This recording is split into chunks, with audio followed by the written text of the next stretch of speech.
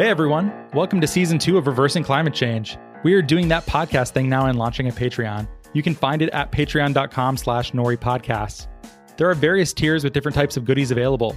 Do you want to receive a special newsletter digest of what Nori Knots are reading that week? Be a part of a Nori book club. Get special access to Nori events. Go take a look at patreon.com/NoriPodcast for what we're offering. And in that spirit of being lean in that startup kind of way that, we like to do, this list of goodies is subject to change, and we'd very much like your feedback.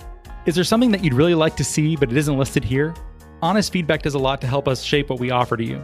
You can send an email to podcast@nori.com or fill out our podcast survey anonymously in our newsletter, which you can find at nori.com/subscribe. And thank you so much for listening to another season of Reversing Climate Change.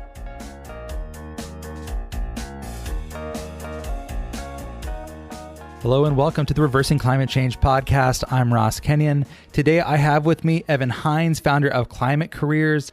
Evan, thank you for being here. Hey, thanks for having me. Indeed, we've been trying to figure out exactly how and when to do this, and I'm happy we finally found a proper hook, a proper container for the episode, you could say. But we will get to that. What exactly is Climate.Careers? Yeah, well, Climate.Careers is basically the platform for finding a climate job. That's a very short pitch. Wow. Was it like 5 words, 6 words in there, Evan? If you want me to elaborate a little bit, I would say, it's a place where you can discover opportunities, where you can apply your skills so that you can align your paycheck and your working hours with the work that needs to be done to solve the climate crisis. Yeah, I'm curious about this, and this is got to be one of the most obvious questions that people ask you, but is there not just a section on existing job sites that is for climate or for sustainability or ESG, or is there something like that, or why did you feel the need to go off on your own and start this? Honestly, you can get, depending on the platform you're looking at, there are some ways of getting close to, I think, what we're aiming to really nail. And I think it goes to a question of what is a climate job? But looking at, for example, idealist.org, a lot of people know Idealist. They've been around for 20 years. They're a really well-known job platform that specifically helps nonprofits attract talent. And they do have a section for climate change. And you can check that box and see, I think it's around maybe somewhere between 100 and 200 jobs that populate there on any given day. But the problem with that is that in the world of solving climate change, there's a lot of work that needs to be done that falls outside of what nonprofits focus on. For that sort of stuff, the market solutions, the for-profit world, you can find a lot of great options on other platforms as well. You can look at the clean tech tag on places like AngelList, and within that, you might be able to, if depending on your own knowledge of climate solutions, you'll be able to pick out some organizations that are working on climate, not just more broadly clean tech. What we're really looking to do is answer the question, who is working on climate solutions and who's hiring? And that covers the nonprofit and sort of policy and research worlds. And it also covers the for-profit, the market solutions kind of world as well. Okay, I think I see the distinction there. And it makes sense to focus on this space because I see so much activity of people rushing into it. Perhaps most visible is Jason Jacobs and My Climate Journey, which if you haven't listened to that show, it is definitely worth listening to. And they have a great Slack group as well if you'd like to keep up with what various people in this world are doing. But the commonality that I've noticed is Jason himself has led an exodus and people like him out of software, out of the tech startup world, into something that applies those skills into climate tech and how do we deal with climate change. And it seems like a lot of tech people are really hungry to use these skills they make good money and they're specialized and they don't want to just make consumer facing apps anymore. Is this a common theme that you've been seeing too? Yeah, definitely. And, in my own climate journey, I find to be sort of, of the same vein. My story is, coming out of college, I took a job at Oracle doing enterprise software sales. And, after nearly 2 years, realized that the corporate life wasn't for me. I ended up joining this small startup that had just gone through Y Combinator that's still around and doing well called Make School. So it sort of catapulted me into both the world of startups, but also into the world of, I would say, like really mission driven work.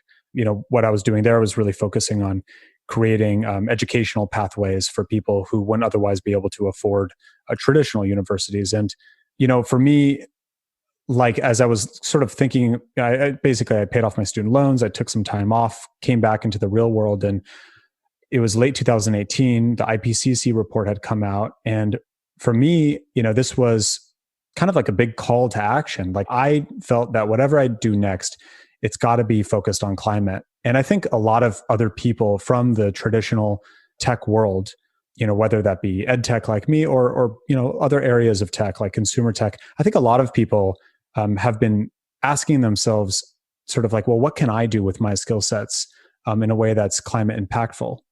So yeah, like to answer your question directly, like, yes, I definitely have seen over the past year and a half, a lot of other people who are really starting to take more of an interest, not just in how they can change their consumer behavior so that they're spending their money in ways that are more climate impactful, but really asking themselves, I think perhaps even the bigger, more impactful question, which is how can they make their money in a way that is climate impactful?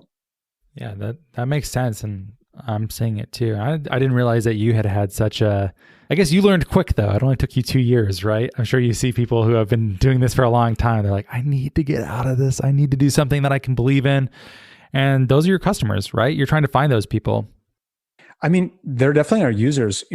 Something I should mention is like, I mean, we'll never, ever charge anyone to use our site, as a job seeker. So calling them our customers, I don't know if that's exactly the right term, but I mean, yeah, that is our audience. Like we want to get people to think more deeply about what they can do in their 80,000 hours to really focus in on climate, because at the end of the day, there's so many issue areas that are important, but they're all made far worse if we don't deal with climate change. So I kind of view climate as like the mother of all issues, the mother of all problems that really needs addressing immediately.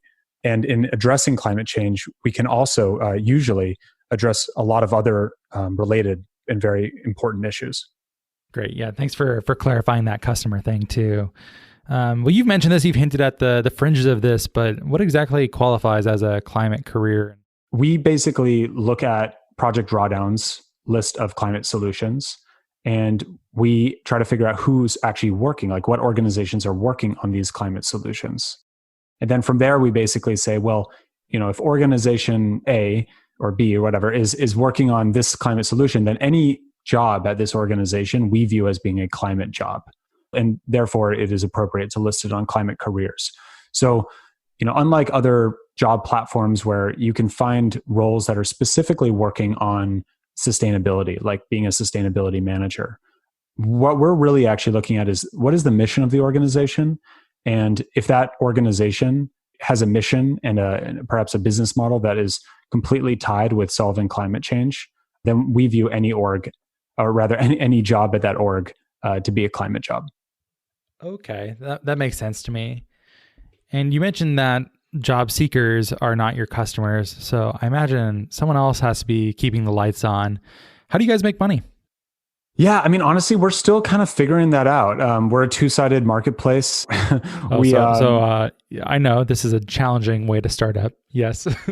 Yeah. And as it stands right now, we haven't begun fundraising, though some folks have approached us recently, and we'll be pursuing those conversations. But what we do is posting jobs at the end of the day. Like we want to, as quickly as possible, move away from a model where we're charging per job post, because again, our mission is to get people working on climate as quickly as possible. So what we are moving towards in terms of our revenue model is basically we have an internal candidate database. And there's a few thousand folks in it right now. These are people who have not only come to our site and applied for jobs, but have actually uploaded their resume and have joined this talent database. And if you're an employer that wants to access that, we basically create a custom package depending on your needs that you pay for on a monthly subscription model. And it includes unlimited job posts, featured jobs, mentions in our newsletter, which is pretty popular, it seems, and also access to that talent database, so that aside from just passively attracting candidates through job posts, you can actually dive into our users and run keyword searches and then email those people directly if you're interested in interviewing them. Yeah, is the vision to be more than a sort of job listing, job board, sort of the paradigm that we all come to expect when we're on the job hunt? Are you trying to do something more robust than that, or are you just trying to specialize and focus on climate careers and climate jobs specifically? Yeah, great question. We've been thinking a lot about like what is the big vision that we're working towards, and some folks have asked like, well, are we going to expand into other areas outside of climate? And I think for a period of time we were thinking like, oh yeah, maybe we'll start with climate and then we'll like expand to the SDGs, right? But like in thinking about that, we ran into this problem pretty early on, which is like, well, the SDGs are a cool framework for thinking about big issue areas. But, one of the SDGs is alleviating poverty, right? I mean, who's to say that Wells Fargo isn't alleviating poverty? I mean, I'm sure they certainly think they are. And by the way, this is not to like knock Wells Fargo or any other organization that I may mention, but it comes down to this bigger challenge of like, how do you quantify impact? And there's a lot of organizations, and I think people like in the effective altruism communities that like spend all day thinking about that question. I think it's a really important question to be asking. But honestly, like it's not really a space that I'm looking to move into, sort of other issue areas, because I just feel like it ends up being such a subjective challenge of determining like what organizations really belong, on that theoretical platform. So we're not going to be expanding beyond climate, and we're really going to be diving deeper into climate and trying to answer the broader question that a lot of our users are asking, which is broadly, what can I do about climate change? We're starting with jobs because, I mean, especially right now, there are so many people who, what is it, almost 30 million people, I think, in the United States now that have filed for unemployment in the past couple of months. So, we think that focusing on climate jobs is a really great place where we can provide a lot of impact right now. But then and again, this is just where we happen to be right now in our thinking, but we would like to expand beyond just the climate jobs portion and provide other parts of the answer to that very broad question that our users are asking, which is, again, what can I do about climate change? So sort of building you can almost imagine like a one-stop shop for climate action. What does that mean? What does that look like? We're still figuring that out, but we took a stab at it recently and we just added an events directory on our website. So if you go to climate.careers/events, you can see a bunch of upcoming online climate events. And we launched this actually at the beginning of Earth Week. There was already a ton of events going on. So we figured, hey, maybe this would be a good time to test the waters with that.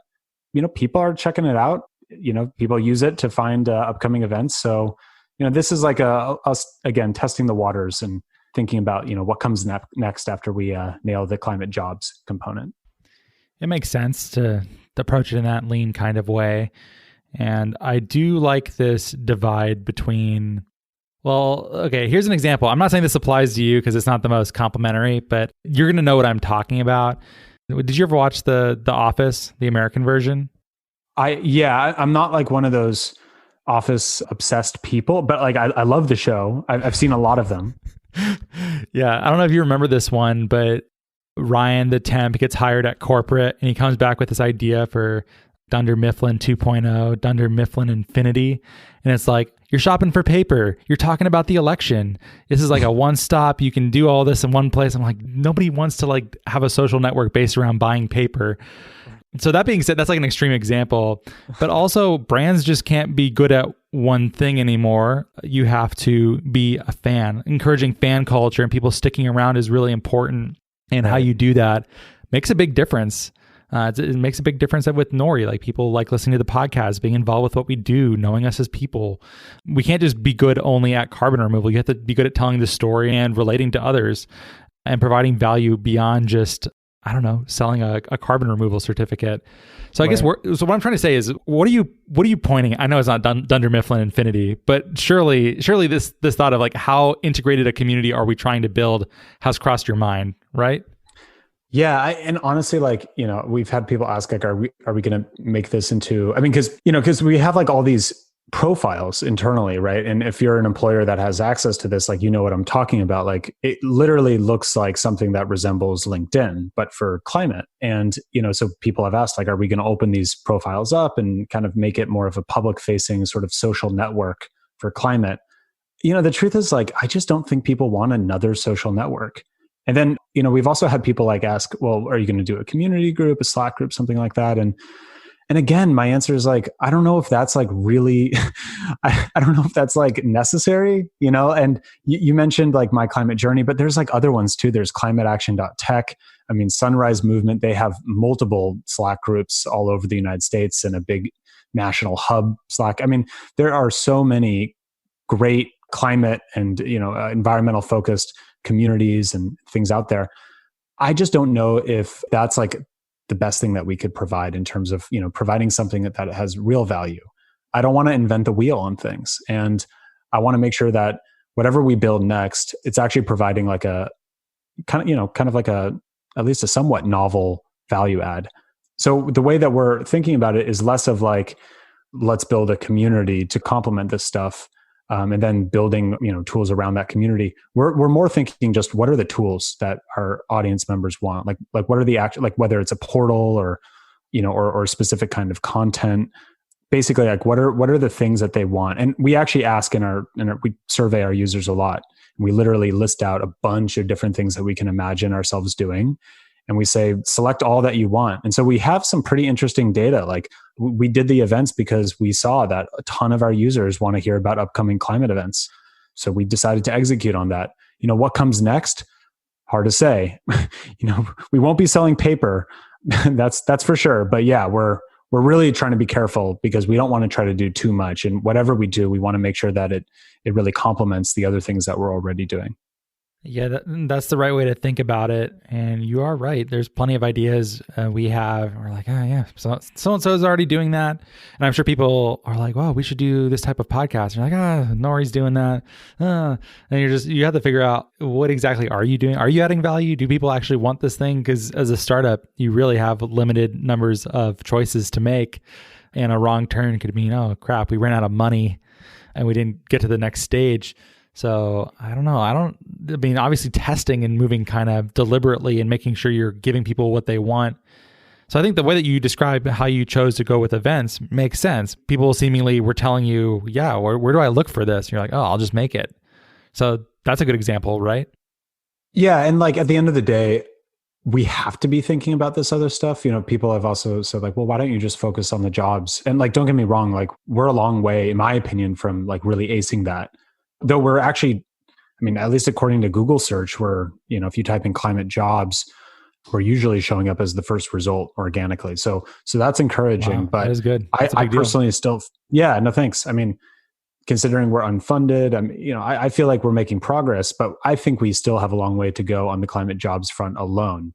But we do have to be thinking about what else we're going to be doing beyond just jobs, because if we do that part really well, I mean, what does it look like? Well, Ross comes to our website, he finds his climate job, and we never see him again for like 2 to 3 years. So we have to think about like, well, what are other pieces of content or tools that we can build that keep Ross coming back even after he's found that job, or even if he's never looking for a job? So, for those of you who are perhaps listening who have been on Climate Careers before, I mean, I am going to let you know that our brand is going to be changing because Climate Careers is pretty pigeonholed, and we're going to have to be thinking a little bit more broadly about, what else can we build that really provides value broadly. And you are looking to bring new people onto the team right now, right? Yeah. So we have like my brother and I, and we have a small team of volunteers. I mean, to be completely transparent, like we're all full-time volunteers. Again, we're still working on the funding part, but we know that we have a decent idea of what we're looking for.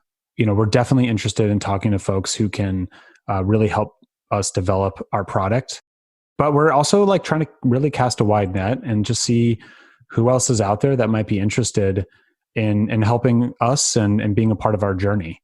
So we do have a post for Climate Careers on Climate Careers. And that post is literally, I think it's just called "Join Our Team!" ! If you're listening to this and you're thinking, wow, like building a one-stop shop for climate action, that sounds pretty intriguing. Yeah, send us your resume and you can do it on our platform. Great. And there are links in the show notes if you would like to do so. Is this also a volunteer position you're looking for? You're looking for maybe not co-founders, but like early volunteers / employees? I mean, yeah, gosh, I'm someone, I really believe that people should get paid for the work they're doing.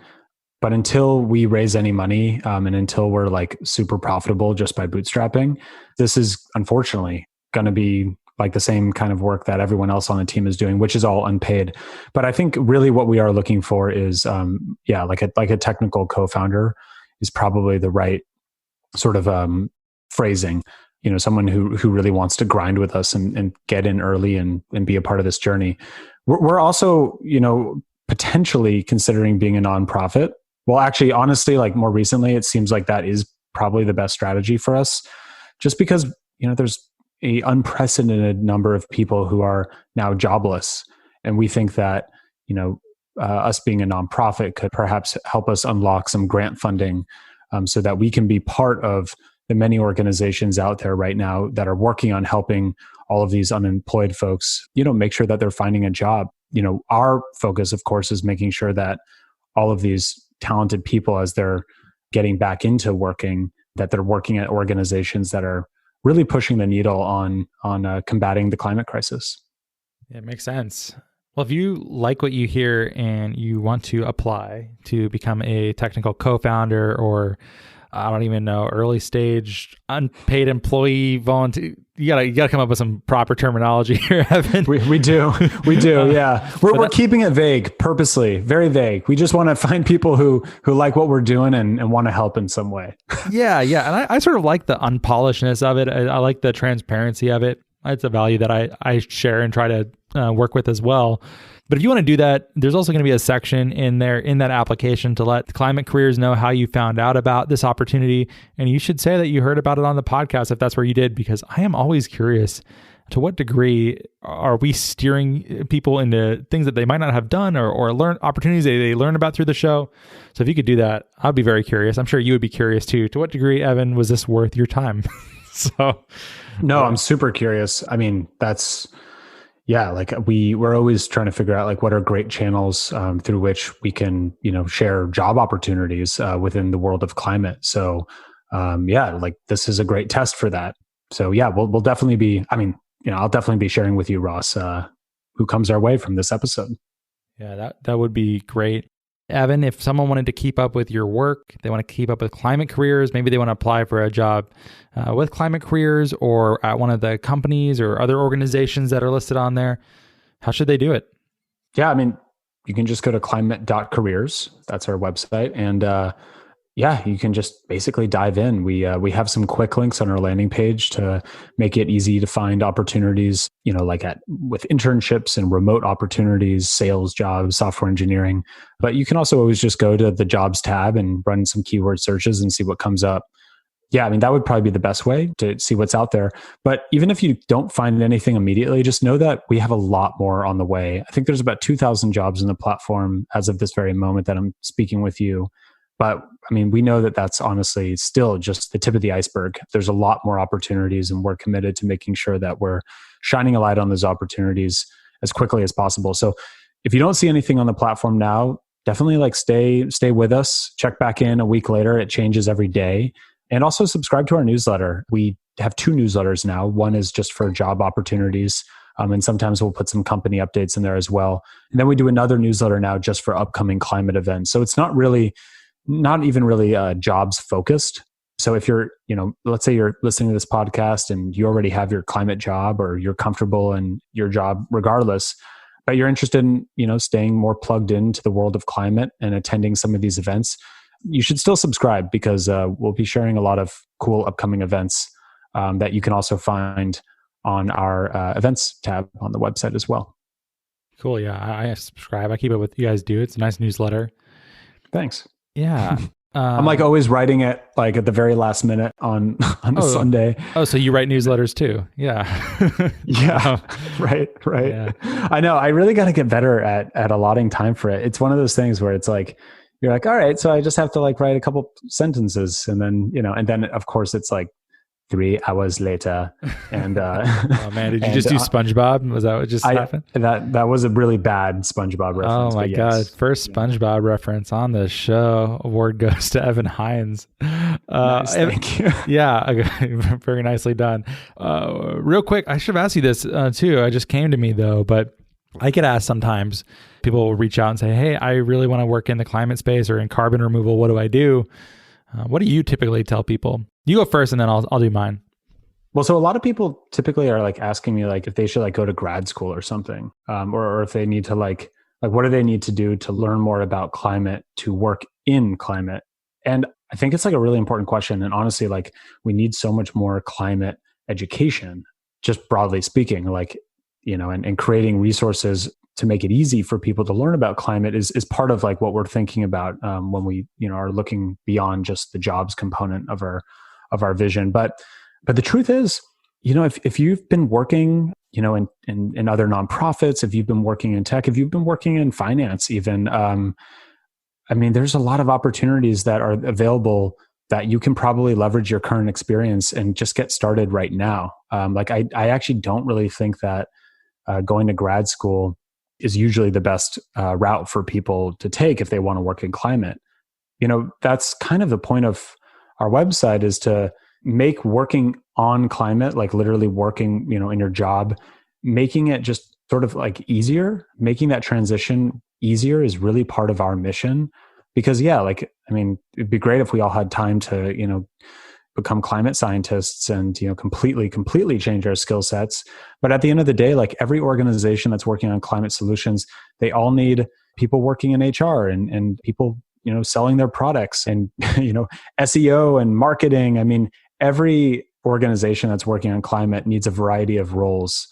So not everyone needs to be a climate scientist in order to really have a climate impactful career. So I say just go to our website, obviously, and see what's out there. And if you find that you see something that is applicable to your current skill set, get started, apply. Yeah, I think that's great advice. So yeah, I agree with you. I send people to Climate Careers. I also say there's a bunch of cool Slack groups out there and communities. Yeah, My Climate Journey is good. Air Miners, they're good. They do more like direct air capture kind of stuff. But they also do like nature-based solutions as well. And I'm really happy to see that Air Miners has begun sort of expanding the scope of the conversation of carbon removal to look at, non-mechanical methods of drawing down carbon. Yeah, I'm a huge fan of Air Miners. Another group that I would suggest looking at is New Energy Nexus. They're the Slack group of New Energy Nexus, which is like a network of a bunch of clean tech incubators around the world. That sounds good too. Yeah, I'm trying to think of like other really good communities to check out. I think climateaction.tech is another cool group for it's really, I would say, heavily catered towards technologists, software engineers, and data scientists, designers. I think that's another great group. You could also just look through, I've also told people to look through Y Combinator portfolio companies for carbon removal companies or for climate tech companies, because they're in there, they're getting funded. And since they're already plugged into that network, they're better than average odds, I think, of being successful given the pedigree. So I always say just sometimes you can just cold call companies and say, hey, I love what you do. We get emails like that. We aren't always in a position to help people, but it's worth a shot. Also, if you do send like a cold email, sometimes I get them like all the way filled out and they didn't tell me like one single sentence why they chose Nori to send this to. I'm like, man, you got to tell me like, why are you just wrote a cover letter. You didn't tell me why you care about Nori. I don't know if you see stuff like that. That's sort of a broad job seeker tip. Don't do that. Tell me why you chose me out of the 100 other companies out there. Yeah, no, I would definitely give the same advice to job seekers. But, actually, it's funny that you mentioned that, like just looking through the companies and seeing what's out there. In the next like couple of weeks, we're going to be spinning up a organizations database as well. So, right now on our website, you can basically like look at all the jobs, but there's no way of sort of browsing at a higher level, just what are all the organizations out there. And we have around 1,500 organizations in our database. And we're going to be basically displaying all of them so that even if you're just curious to see who's working on, let's say carbon removal, you can dive in and, select that tag and see, sort of learn more broadly about the landscape. Yeah, that sounds good. Well, sounds like if you're listening, you have your work cut out for you. Hopefully you want to work in climate. It's a fun place to work. I really enjoy it. I derive a lot of meaning from, in my small way, contributing to climate change being acted upon, hopefully more quickly, more efficaciously. I have no idea how you measure that. Hopefully, though, you are at least entertained by these podcasts. And I think that that's valuable for its own sake. But yeah, I feel like I derive meaning from what I do. I'm sure you do too, Evan, relative to other projects you've worked on. I love what I do. Like, I'll be totally transparent. Financially speaking, like, it's a grind. I mean, we're just trying to figure it out. But I can say, like, this has been the most meaningful thing I've ever worked on because, we've been able to help people transition from something that, I would say sometimes can be like really low impact work to doing basically the same role, but at organizations that are actually like really leading the fight to end climate change. And when I think about like what that means in terms of impact, the ripple effects that will have, it just gets me really excited. And I feel like, at a time when there's so much unemployment due to this COVID crisis that's now happening, I feel like this is, like probably the most important thing I could imagine myself working on. We're just like really excited to be part of that sort of group of organizations out there that are, hyper focused on addressing climate change. It makes me really happy to see that this is like a wave, that there's a lot of people who are like, starting to think, well, yeah, I want to have a climate career as well. So we're just really honored to be part of this sort of transition. Great. Well, go and apply for some jobs, change your career, get involved in climate, go to climatetech.careers. Yeah, no, like, and also like shoot us a message and also like something that, we're always looking to hear of more organizations that we should be listing on our website. And also if you're an organization, you're listening to this and you work at a climate focused company or nonprofit, reach out to us. We want to help you. At the end of the day, like, we'll never let price be the reason that we can't get your jobs at least posted on our website. So, definitely sign up for an account, get those jobs posted. We just want to help. I think it was pretty fun. We got The Office, we got SpongeBob. I think that's time to call it. So thanks for the fun one, Evan. Hey, thanks for having me. If you like the show, please rate and review us on iTunes, Apple Podcasts, Stitcher. Tell a friend who's looking for a new job. They want to work in climate. Go to climate.careers and make this happen. And thank you so much for listening. Well, thank you so much for listening. If you like the show, please rate and review it in Apple Podcasts and or Stitcher. It really helps us a lot to get this content to a wider audience. If you think what we're doing is useful, interesting, fun, hopefully all three, we'd certainly appreciate your rating and review. You can keep up with Nori at nori.com, where there is a newsletter. That's nori.com/subscribe. There's podcasts, there's a whole bunch else, or you can send us an email at podcast@nori.com. We are also now on Patreon at patreon.com/noripodcasts if you'd like more content, engagement, and community. And thank you so much for your support.